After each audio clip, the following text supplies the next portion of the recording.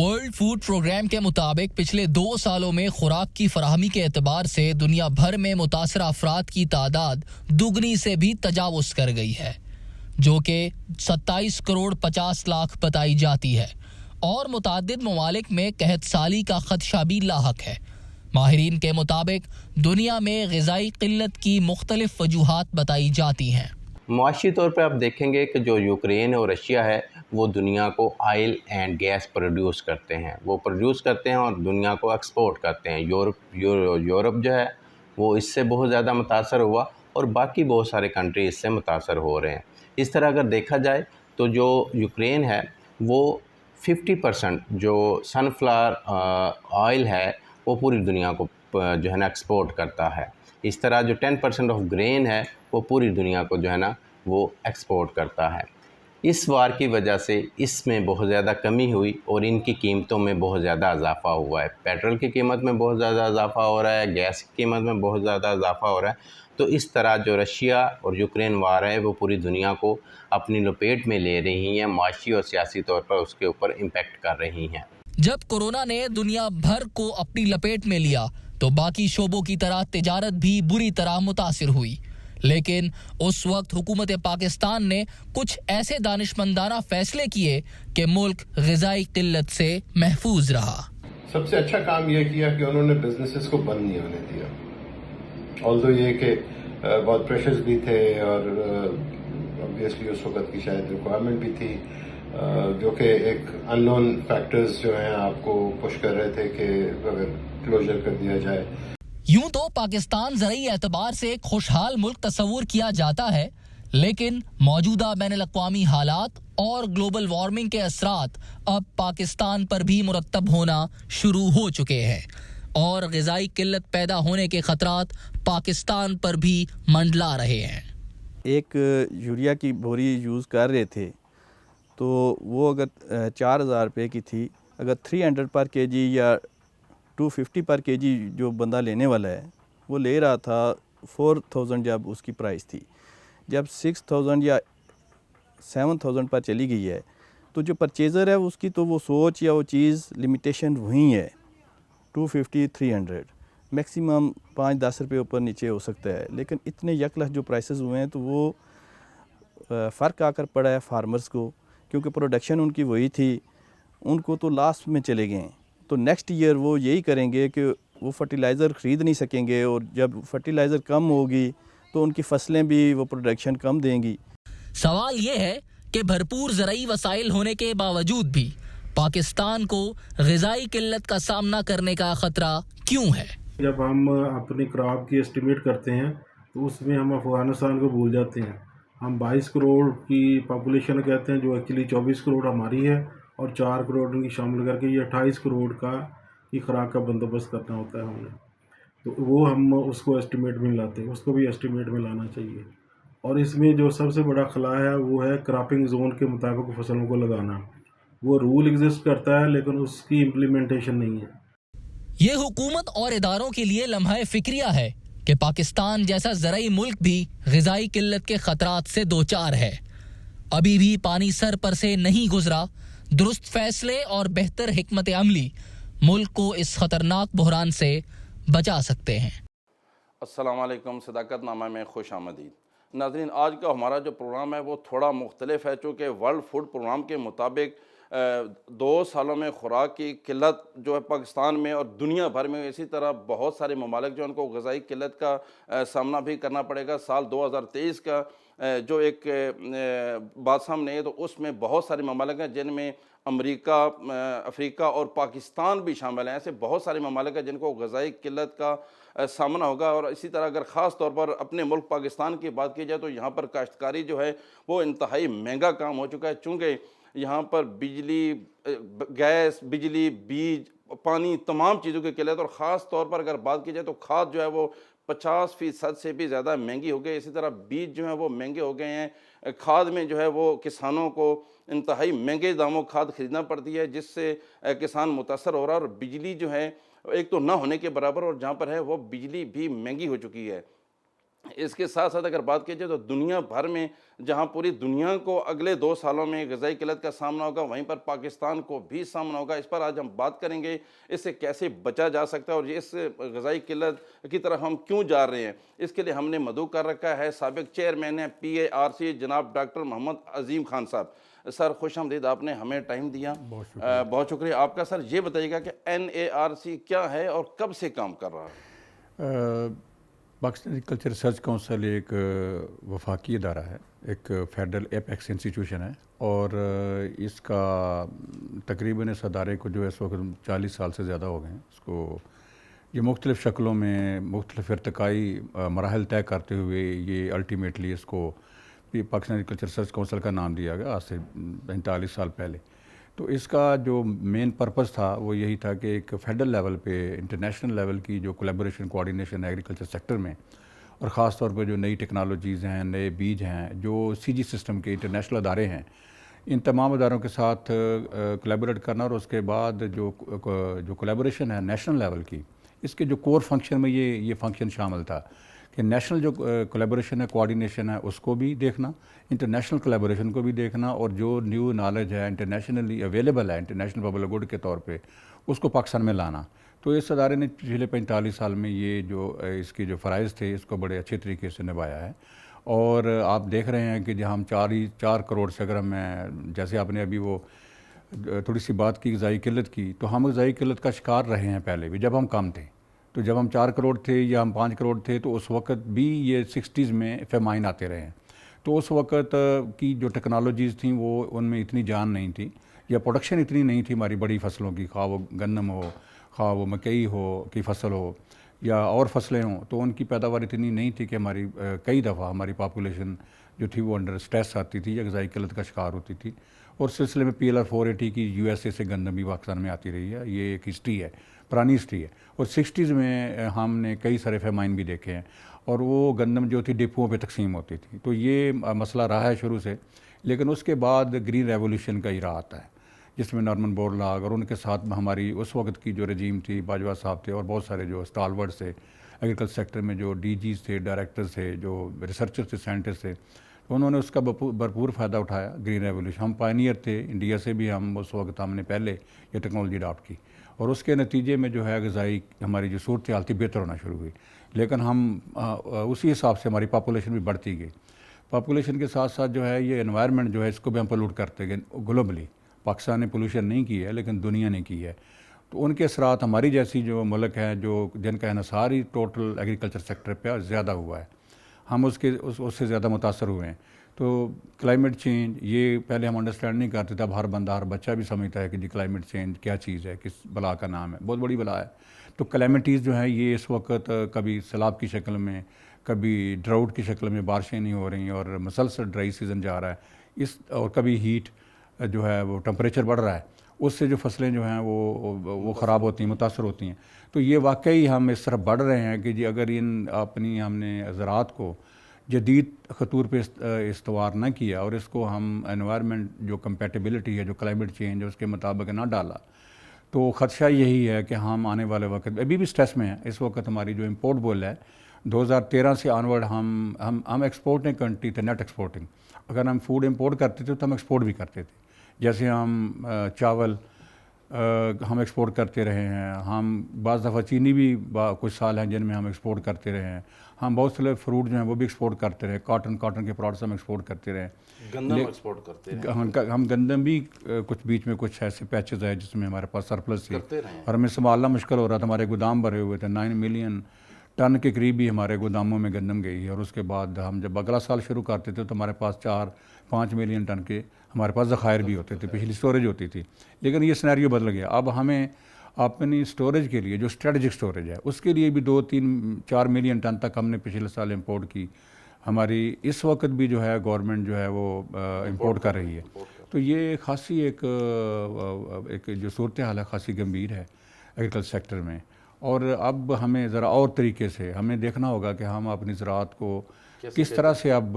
بہتر کریں اور کن لائنوں پہ اس کو اسٹیبلش کریں کہ جس سے اور جس میں کئی سارے ہمارے پاس چوائسز ہیں، آپشنز ہیں جس پہ بات ہو سکتی ہے۔ ڈاکٹر صاحب PARC کو اگر اندازہ تھا کہ ہمارا ملک غذائی قلت کی طرف جا رہا ہے تو اس کے لیے کیا حفاظتی اقدامات کیے گئے ہیں؟ بیسیکلی اگر یہ پچھلے جو 40-50 سال کا اگر میں دیکھوں ایگریکلچر کو، اور اس میں دیکھوں کہ اوورال ایگریکلچر جو ریسرچ ہے، چونکہ PRC جو بھی کام کرتی ہے وہ ایک کوآرڈینیشن کے پروسیس کے ذریعے سے کرتی ہے اور صوبوں کے ساتھ مل کے کرتی ہے. یہ شروع سے ہی اس کی جو آپ یہ کہہ لیں کہ اس کو جو ترتیب دیا گیا تھا، پلان کیا گیا تھا، اس کا جو مینڈیٹ تھا وہ یہی تھا. تو ہم نے مختصراً یہ ہے کہ ہم نے یہ تمام جو بڑی کراپس ہیں 5 کراپس میں، اس میں گنا ہے، اس میں چاول ہے، اس میں گندم ہے، تو یہ مکئی ہے، تو یہ جو 4-5 بڑی فصلیں ہیں اس میں ہم نے ایک تھرو اور فاڈر ہیں. فاڈر بھی ایک بڑی فصل ہے کیونکہ ہمارے ہاں لائف سٹاک بھی تقریباً 2 کروڑ کے قریب تو لائف سٹاک نمبر بھی ہے، تو ان کو بھی فیڈ چاہیے، اور وہ فیڈ پھر جانور جو ہیں وہ آگے پھر انسانوں کی خوراک کے لیے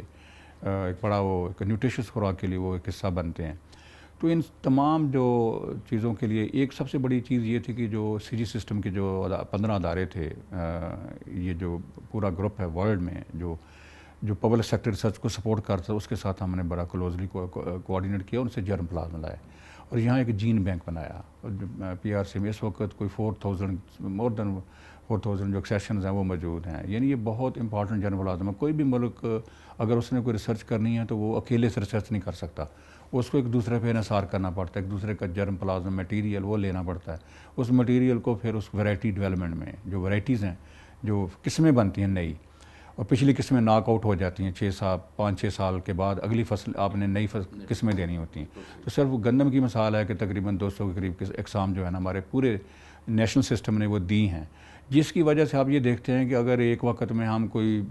جو ہماری پروڈکشن تھی 10 ملین ٹن تھی یا 10 من فی ایکڑ تھی، تو آج اگر اوسط ہے تو وہ 30 من فی ایکڑ ہے.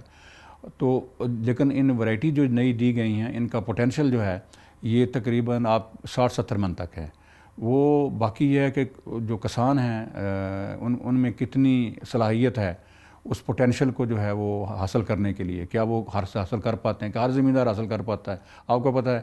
جو پروڈکشن ہے ایک زمیندار کی 20 من ایوریج ہے، تو ایک کی 40 من ہے، ایک کی 60 من بھی، ایک 70 من بھی ہے. مقابلوں میں اگر ہم دیکھیں تو یہی فصل وہ 90 من بھی لے رہے ہوتے ہیں جب مقابلے ہوتے ہیں، جہاں ٹریکٹر ملتا ہے، کوئی انعام ملتا ہے، تو فصل کی پوری نگہداشت کی جاتی ہے. پوٹینشیل تو بہت ہائی ہے.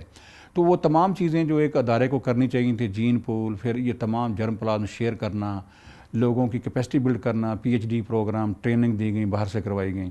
اس کے علاوہ مشینری میں بہت بڑی پیش رفت PRC نے کی، تقریباً کوئی 40 کے قریب مشینیں نئی ہمارے ادارے نے دی ہیں، جس سے زراعت میں پروڈکشن لینے میں یا اپنے جو بہت سارے چیزیں تھیں اہم ایک رول پلے کیا ہے. جانوروں کی اقسام یا ان کی بریڈنگ پروگرام میں ابھی بایو ٹیکنالوجی کا دور ہے، تو اس میں جو بایو ٹیکنالوجی بیسڈ ریسرچ ہے وہ بھی اس وقت ہمارا حصہ ہے. ہمارا ایک انسٹیٹیوٹ ہے بہت بڑا ہے NIRC میں. اسی طرح نئی ٹیکنالوجی اس وقت جدید جو ہیں پروڈکشن کی، جس میں ایروپانک ہے، اس کے جو اس کی جو شروعات ہے پچھلے 2 سال پہلے یہاں پاکستان میں کی گئیں، PRC نے کی. ہم بہت ساری چیزوں میں باہر سے امپورٹ کرتے ہیں، تو جس میں ایک اونین، ایک گارلک کی ایک قسم آپ نے سنا ہوگا کہ وہ بڑی اچھی قسم، جس کی پروڈکشن جو ہے کوئی 4 سے 5 گنا عام کسان جو زیادہ لے لیتا ہے، جس سے ہم غذائی اس کی خود کفالت کی طرف بھی جائیں گے اور ایکسپورٹ کرنے کی پوزیشن میں بھی ہوں گے. اس طرح کی نئے فروٹس ہیں، کوئی تقریباً کوئی کم از کم کوئی 70-80 کے قریب فروٹس نئے ہوں گے جو میں اپنے دور میں جو ہم نے نئے باہر سے لائے. مطلب یہ جو آپ پیچ کھا رہے ہیں آج کل، یہ جو گریپس ارلی آ جاتے ہیں، ارلی پیچ آ جاتے ہیں، یہ ساری ورائٹیز ہمارے ادارے کے ذریعے سے باہر سے یہ جرم پلازما آیا. ابھی کیوی انشاءاللہ اگلے 1-2 سالوں میں آپ دیکھیں گے کہ پاکستان کا اپنا کیوی.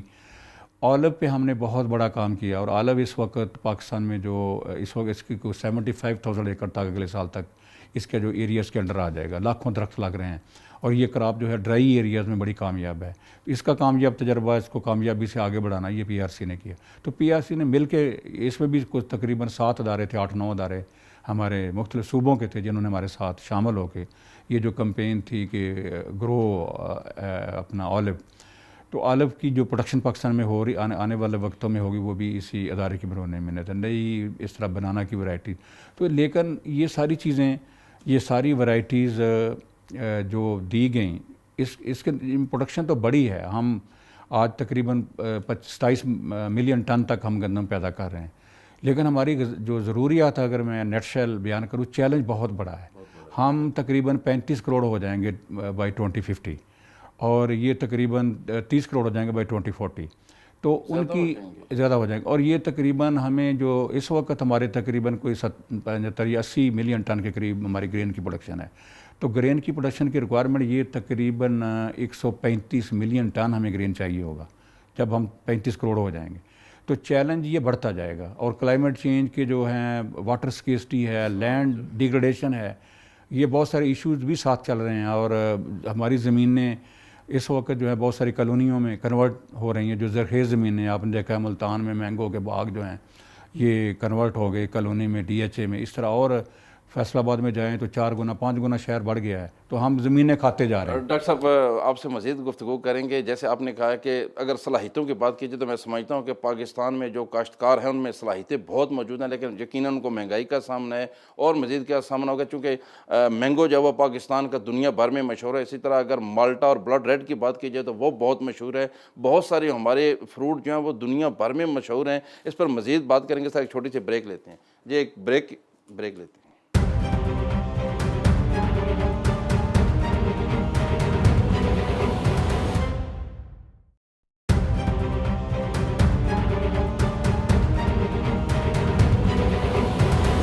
بریک کے بعد خوش آمدید. ڈاکٹر صاحب بات ہو رہی تھی بیج کی. آپ نے کہا کہ بیج کا آپ نے ذکر کیا، تو ہیٹ ویو برداشت کرنے والے بیج بنانے میں ہم ابھی تک ناکام ہیں. اس کی کیا وجہ ہے سر؟ اس میں ویسے ایک ایفرٹ ضرور ہوئی ہے کہ جو ورائٹیز ہیں نا، یہ اگر آپ بتاؤں، میں آپ کو اگر بتاؤں آپ کو اندازہ ہوگا، ناظرین کے لیے بھی ایک بڑی اہم انفارمیشن ہوگی کہ یہ جو ورائٹی کا ٹرائل ہوتا ہے نا، یعنی جو ورائٹی پاس ہوتی ہے پورے پاکستان میں سے، وہ تقریباً 45 لوکیشن سے زیادہ پہ تمام صوبوں میں ورائٹیاں تمام لگتی ہیں. جو ورائٹی پرفارم کرتی ہے بیٹر تمام کنڈیشنز میں. اب جب پورے پاکستان میں 45 لوکیشن پہ ایک ورائٹی لگے گی، اسی طرح جو ہے یہ رائس کی بھی تقریباً کوئی 15 کے قریب ایسی ہیں لوکیشن. تو چونکہ ویٹ اوور آل پورے پاکستان میں لگتی ہے، تو اس میں وہ تمام چیزیں آ جاتی ہیں جو سٹریس آتے ہیں نا، کہیں ڈیزیز کا یا انوائرمنٹ ایسی ہوتی ہے کہ اس سے ڈیزیز وہاں زیادہ آتی ہے. جیسے ہمارا ویٹ ایریاز ہیں ماؤنٹینس کے، تو وہ والی وہاں ورائٹی کو کوالیفائی کرنا ہوتا ہے کہ وہ سٹینڈ کر سکتی ہے کہ نہیں. اسی طرح سے اگر ہم جائیں تو ڈیزرٹس ہیں یا ڈرائی بلوچستان کے ایریاز ہیں، تو ہماری ورائٹیز یہ ٹیسٹ پاس کرتی ہیں. یہ جو ہے ابھی انہوں نے ڈیلیبریٹلی، ہم نے پچھلے سالوں میں جب یہ پلاننگ ہو رہی تھی ہماری، یہ جو میٹنگ ہوتی ہیں نیشنل لیول پہ، ایک کمیٹی ہے اس کی ایگریکلچر کے اوپر، تو پی ایس سی، اس کی جب میٹنگ ہوتی ہے تو اس میں یہ چیزیں ایڈ کروائی گئی تھیں. ہماری بی او جی میں بھی یہ چیزیں ایڈ کروائی گئی تھی، جس میں یہ سائٹس ہم نے انکریز کی ہیں تاکہ ہم یہ ورائٹی کو جب ہم دیکھیں. ایون امپورٹڈ جرم پلازم وہ بھی ہمارے پاس آتا ہے، یعنی امپورٹڈ ہائیبرڈ جو ہیں جو پاکستان میں نہیں بنتے، اس کی بھی پہلے 2 سال ٹیسٹنگ ہوتی ہے. تو ان کے لیے وہ سائٹس انکریز کی گئی ہیں کہ ہم ان کو دیکھ سکیں کہ یہ ورائٹی جو ہے نا یہ کوالیفائی کرتی ہے کس ریجن میں. اور اب نئی اسٹریٹجی یہ ہے کہ ریجن اسپیسیفک ورائٹیز وہ بھی ریلیز کی جائیں، جنرل ورائٹی نہ دی جائے. یعنی وہ ورائٹی کہ جو جہاں جس ریجن میں ہیٹ اسٹریس زیادہ ہے یا ڈراؤٹ زیادہ ہے یا سیلینٹی زیادہ ہے، تو salinity resistant varieties, drought resistant varieties, اس پہ تمام ادارے، اور بایو ٹیکنالوجی خاص طور پہ جو اس کا جو استعمال ہے، جو نئی ٹیکنالوجی ہے، گرین ریولیوشن کے بعد جو نئی ٹیکنالوجی آئی ہے کہ آپ جین کو جو ہے نا مینیپولیٹ کر سکتے ہیں، جینیٹک اس میں موڈیفیکیشن لا سکتے ہیں ہائبرڈائزیشن میں. تو وہ اب جو سارا نالج ہے وہ اب اس کا حصہ بنایا جا رہا ہے. اب اسٹریس ہی یہی ہے، آپ سمجھ رہے ہیں کہ اس پہ کام ہو رہا ہے؟ اس پہ کام ہو رہا ہے اور تمام ادارے اس کے اوپر کام کر رہے ہیں. اور بہت ساری ورائٹیز ابھی کئی سارے ہمارے جو ادارے ہیں انہوں نے جو ہیٹ ٹورنٹ، چونکہ ہماری کاٹن متاثر ہوئی تھی پچھلے سال 5 ملین 6 ملین ٹن پہ آ گئی تھی، اب دوبارہ بہتر ہوئی ہے. تو اس میں بڑی جلدی جو جرم پلازم تھا اس کی اسکریننگ کر کے، چونکہ یہی ہے نا میں نے کہا نا جین بینک بنے ہیں صوبوں میں بھی، فیڈرل لیول پہ وہ جین بینک سپورٹ کرتے ہیں کہ آپ وہ جین لیں اور نئی ورائٹی میں انکارپوریٹ کریں، اور وہ جو زیادہ ریزسٹنٹ ہو ہیٹ کو اور اس کے بعد ڈراؤٹ کو. تو اس پہ کام ہو رہا ہے، لیکن اس کی ورائٹی بھی ریلیز آ رہی ہیں، لیکن جو آگے سیڈ اس کی اویلیبلٹی ہے نا وہ اس تیزی سے کسانوں کو نہیں ملتا. وہ گیپ فل کرنا ہے کہ یہ جو نیا جرم پلازما نئی ورائٹی بن رہی ہیں جو کہ زیادہ اس کلائمیٹ چینج کے فینومینا کو ٹالریٹ کر سکتی ہیں، ان کی سیڈ ملٹیپلیکیشن تیزی سے کی جائے. اور اس میں جو اس کا سیڈ ہوتا ہے اپنا 2-3 तरह का सर्टिफाइड सीड है, ब्रीडर सीड है। उस सीड को वो अदारे साइंटिस्ट भी इन्वॉल्व किए जाए, प्राइवेट सेक्टर भी इन्वॉल्व किया जाए और इसको कम से कम वक्त में किसानों तक, और ज़्यादा से ज़्यादा यहाँ प्रॉब्लम ज़्यादा है सीड, हाई क्वालिटी सीड और जो क्लाइमेट रेजिलिएंट सीड वैराइटीज़ हैं इनको मल्टीप्लाई करके विद शॉर्टेस्ट पॉसिबल टाइम में ज़मींदारों तक पहुँचाना, ये चैलेंज है। डॉक्टर साहब ये बताइएगा कि ग्लोबल वार्मिंग से बचने के लिए काश्तकार को क्या करना चाहिए? ग्लोबल वार्मिंग के लिए वही है, एक तो रिसर्च के इदारों का रोल है और जो हमारा सीड सर्टिफिकेशन डिपार्टमेंट है उनका रोल है, उन्होंने अपना रोल प्ले करना है। और उसके बाद जो जैसे मैंने बताया कि ग्लोबल वार्मिंग एक जो फिनोमेना है ये एक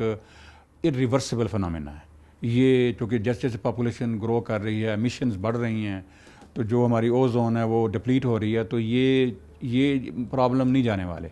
तो उसके नतीजे में एक मरबूत एफर्ट, इंटीग्रेटेड एफर्ट कि जो टेक्नोलॉजी को जो नॉलेज इंटरनेशनल सिस्टम के साथ है वो शेयर किया जाए, नॉलेज पाकिस्तान में लाया जाए, पाकिस्तान में उसके अडॉप्टेशन को देखा जाए, उस नॉलेज को, उन टेक्नोलॉजीज़ को, खा वो मशीनरी हो, खा वो सीड हो,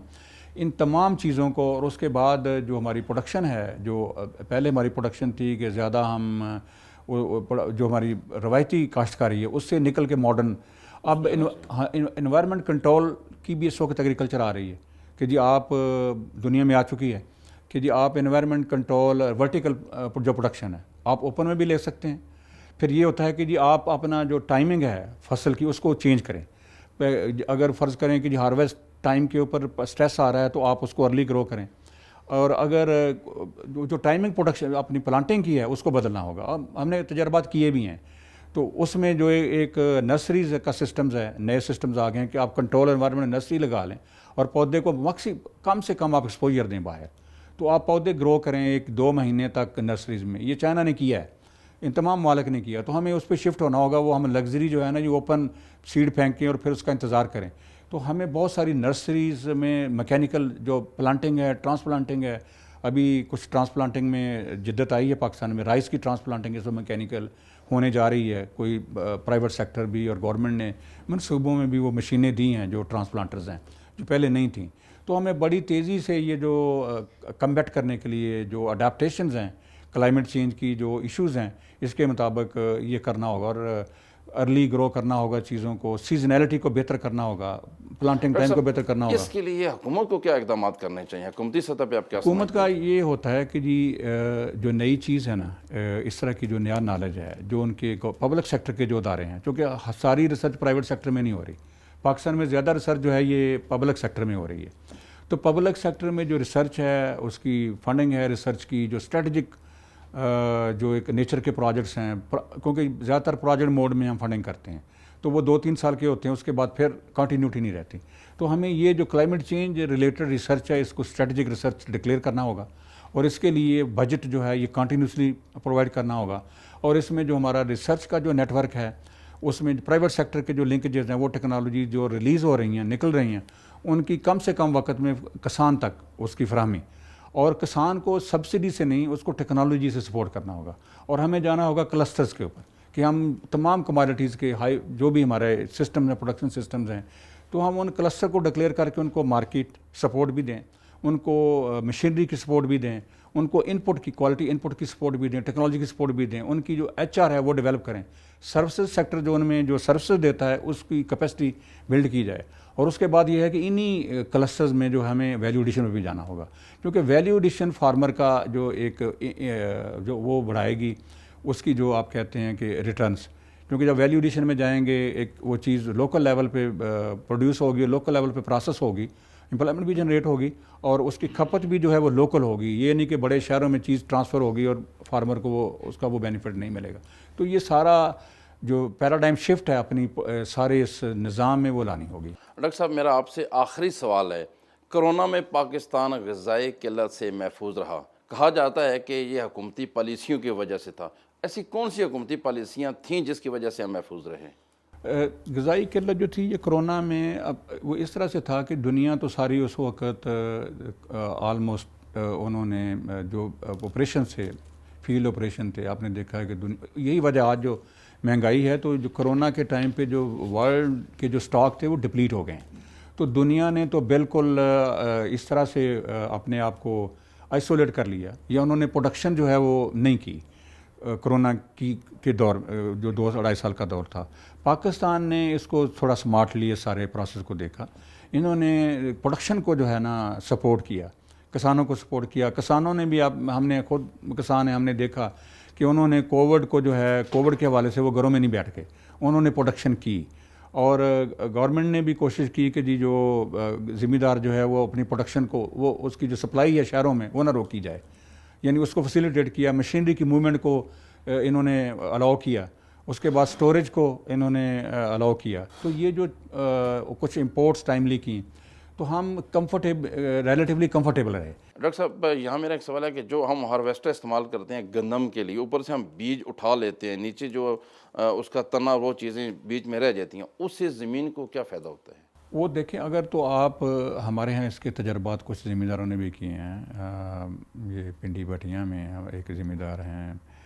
سلطان بٹی صاحب، انہوں نے بھی یہ کیے ہیں، اور بھی میں نے، میرے علم میں ہے، میں نے خود اپنے دور میں ان فارم کو وزٹ کرتا رہا ہوں اور ان کی وہ پریکٹسز کو دیکھتا رہا ہوں۔ یہ اگر ریزیڈیو گندم کا اپنی ضرورت کے مطابق آپ ہارویسٹ کر لیں یا آپ اس کا بھوسا بنا لیں اپنے جانوروں کے لیے، لیکن اگر آپ روٹیشن میں چھوڑتے ہیں اور پھر اس کے بعد اس کو، جیسے آج کل آ گئے ہیں نا چاپرز آ گئے ہیں، ملچر آ گئے ہیں نا، اگر آپ ملچ کر دیں، اس کو مشین چلا دیں وہ ملچ کر دیں، تو ابھی ہم نے یہ دیکھا ہے کہ جو آپ کی کاسٹ آف پروڈکشن جو ہے یہ تقریباً 30-35-40% کم ہو جاتی ہے اگر آپ اس کے چاول کے سٹرا کو ملچ کر دیں، اور ملچ کرنے کے بعد صرف چھٹا کر دیں گندم کا، تو وہ ایک تو شیڈ پرووائڈ کرتا ہے، جرمینیشن بڑی بہتر ہوتی ہے، اس کی جو سائل کی جو پانی کو ہولڈ کرنے کی، ایبزارب کرنے کی کیپیسٹی بہتر ہو جاتی ہے، اگر زیادہ بارش ہو جائے تو وہ اپنا فصل خراب نہیں ہوتی۔ تو ہم نے یہ دیکھا، ہم نے یہ دیکھا کہ جن زمینداروں نے اگر ریزیڈیو جو کراپ کا تھا، یا یہی جو آپ بتا رہے ہیں کہ جو پیچھے رہ جاتا ہے، اس کو جنہوں نے انکارپوریٹ کیا ہے، انہوں نے 20 سے 30% جو ہے گندم کی پیداوار بھی زیادہ لی ہے، کیونکہ جب زمین کے اوپر وہ ڈھکی ہوئی ہوتی ہے اور اوپر سے ہیٹ زیادہ بھی ہو جائے، تو جو وہ اس کے اوپر جو سایہ ہے زمین کے اوپر، اور وہ جو آرگینک میٹر زمین کے اندر ہے اس کو بچا لیتا ہے، اور آپ کا پودا گرین رہتا ہے، ڈرائی نہیں ہوتا جلدی، اور اس کی جو سیڈ فارمیشن ہے مکمل ہو جاتی ہے۔ یہ پورے چیزیں سامنے آ چکی ہیں۔ تو یہ اس کی جو ٹیکنالوجیز ہیں، مشینری ہے، اس کو بہت بڑی سکیل پہ پروموٹ کرنا ہوگا، کیونکہ ہر زمیندار یہ مشینیں خرید نہیں سکتا۔ تو اس میں ہمیں کوئی سسٹم ایسا بنانا ہوگا سروسز کا، جس میں یہ رینٹل سروسز پہ ٹریکٹر لوگ دیتے ہیں، ان کو بیک اپ دینا ہوگا، اور یہ مشینیں جلد سے جلد ہمیں انٹروڈیوس کروانا ہوگی، تاکہ اس میں بھی چیزیں بہت مہنگی ہو گئی ہیں سر، رینٹل پہ بھی اب عام چھوٹا کاشتکار وہ برداشت نہیں کر پائے گا۔ یہ بالکل آپ صحیح کہہ رہے ہیں، کیونکہ میرے اپنے نالج میں ہے کہ جو روٹاویٹر تھا، کیونکہ آپ بھی کسان ہیں اور آپ سمجھتے ہیں یہ جو ٹرمینالوجی ہے، تو یہ جو کسان اس کو 2000 میں، آج سے کوئی 4 مہینے 5 مہینے پہلے، اگر وہ رینٹل جو مشین دیتا ہے کرائے پہ، تو اگر وہ اس وقت 1800 روپے یا 2000 روپے چارج کر، آج وہ 3500 روپیہ چارج کر، جی صحیح۔ تو آپ خود اندازہ کر لیں کہ جی کتنی بڑی انکریز ہے، اور تقریباً اگر 10% ایک گاؤں میں لوگ ہوتے ہیں جن کے پاس مشینری اپنی ہوتی ہے، ٹریکٹر اپنا، اس سے بھی کم ہوتے ہیں، باقی لوگوں سے ہائر کرتے ہیں، تو اب یہ سروسز ان کو ہائر کرنا بڑا مشکل ہو جائے گا۔ تو اس میں اور بھی اب ٹیکنالوجیز ہیں، یا تو ہمیں پرماننٹ ریز بیڈ، جو کہ عام طور پہ پہلے ہمارا یہ کیا، ہم اس پہ اتنا زیادہ لوگ توجہ نہیں دیتے تھے کہ جی آپ زمین کو بار بار اس میں ہل نہ چلائیں نا، وہ طریقہ کار بھی ہیں، آپ آرگینک میٹر بلڈ کریں، پرماننٹ ریز بیڈ بنائیں۔ وہ جو مشینیں ریز بیڈ کے اوپر بغیر کلٹیویشن کے زمین کو ہلکا سا پلورائز بھی کر لیتی ہیں، اس کو کھود بھی دیتی ہیں، اور اس میں سیڈ بھی لگا دیتی ہیں، ان ٹیکنالوجیز پہ جانا ہوگا ہمیں۔ اپنی ٹیلج کو، جو اوور ٹیلج ہے، ہم نے بہت زیادہ ٹیلج کرتے ہیں، وہ زمانہ گیا کہ جب ہم کہتے تھے کہ وہ دب کے وات رج کے کھا، وہ زمانہ اب نہیں ہے۔ اب آپ نے جو بھی چیز یوز کرنی اس کی کاسٹ ہے، اور ڈیزل اور ان کی کاسٹ بڑھنے سے وہ ٹیکنالوجیز کو تیزی سے، اب گورنمنٹ کی یہی ذمہ داری ہے کہ اگر آپ نہیں کر سکتے قیمتیں کم، تو آپ وہ ٹیکنالوجی ذمہ دار کو دیں جس سے ان کی لاگت کم ہو جائے۔ ڈاکٹر صاحب بہت شکریہ، آپ نے بہت ہمیں وقت دیا اور بہت اہم آپ سے گفتگو، یقیناً پاکستانی عوام اور خاص کر کاشتکار جو ہیں اس پروگرام سے استفادہ حاصل کریں گے۔ ناظرین، آپ نے دیکھا کہ ڈاکٹر محمد عظیم خان جو کہ سابق چیئرمین ہیں PIRC کے، ان سے ہم نے بہت اہم گفتگو کی اور ہم نے ان سے بہت ساری ایسی چیزیں پوچھی ہیں کہ اگر ہم غذائی قلت کی طرف جا رہے ہیں تو ان سے کیسے بچا جا سکتا ہے، انہوں نے ہمیں وہ بھی بتایا اور کیوں جا رہے ہیں اس کی وجہ بھی بتائی ہے۔ ناظرین، ہمارے پروگرام کا وقت ختم ہوتا ہے، ہمیں اجازت دیجیے۔ پاکستان زندہ باد۔